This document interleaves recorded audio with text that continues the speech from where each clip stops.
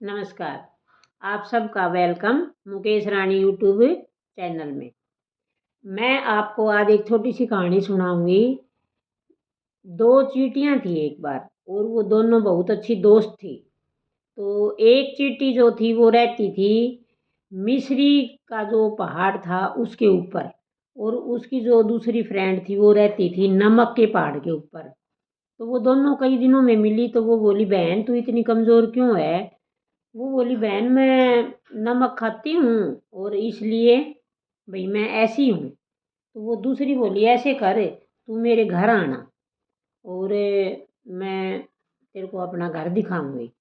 तो वो जो उसकी फ्रेंड थी वो उसको अपने घर पे ले गई, और वहाँ जाके उसने क्या कराया, जब भी हमारे घर मेहमान आता है तो उसके लिए भी हम अच्छी अच्छी चीज़ें ही खाने को देते हैं। तो उसने अपनी फ्रेंड के लिए जो है बहुत अच्छी मिश्री ढूंढी और उसको कहा, बहन तू ये खा के देख। तो उसने खाया और खा के उसने उसकी तरफ ऐसे होठ निकाले। बोली, बहन ये तो मीठी नहीं है, ये तो नमकीन है। तो वो हैरान होगी वो चींटी। उसने अच्छे से अच्छी मिश्री उसको दी और वो उसको मीठी नहीं लगी।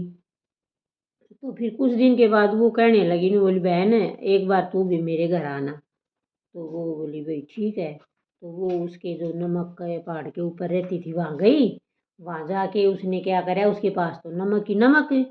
फिर वो बोली, बोली अब मेरे को समझ में आ गया, तेरे को जो मैंने मिश्री दी थी वो खट्टी क्यों लगी, क्योंकि तू स्टार्टिंग से नमक के पहाड़ पे रहती है और नमक ही नमक खाती है, इसलिए तेरे मुंह के अंदर मतलब वो जो नमक की डली है ना वो दबी हुई है, और मिश्री भी तेरे को खट्टी लगी है।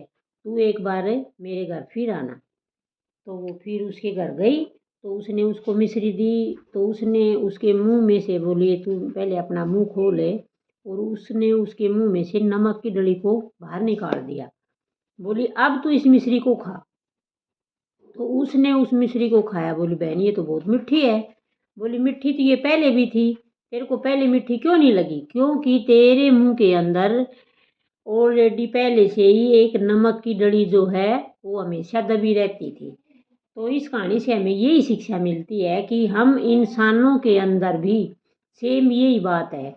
हम अपने नेचर के अंदर क्या करते हैं, अपने दिमाग में, अपने मन में एक किसी इंसान के प्रति खटास पैदा कर लेते हैं ना, तो वो उस नमक की डली के जैसा ही रहता है और वो हमें ऐसा ही लगता है। इसलिए हमें भी हमेशा अपने मन में जो किसी के प्रति द्वेष भावना है, कोई वैर विरोध है, उसको निकालना चाहिए और उसके बाद में देखना चाहिए कि हमें लाइफ में कितना मिठास आता है। तो आपको कहानी अच्छी लगे तो आप उसको शेयर करा करो और लाइक सब्सक्राइब करो। और आप सबको धन्यवाद।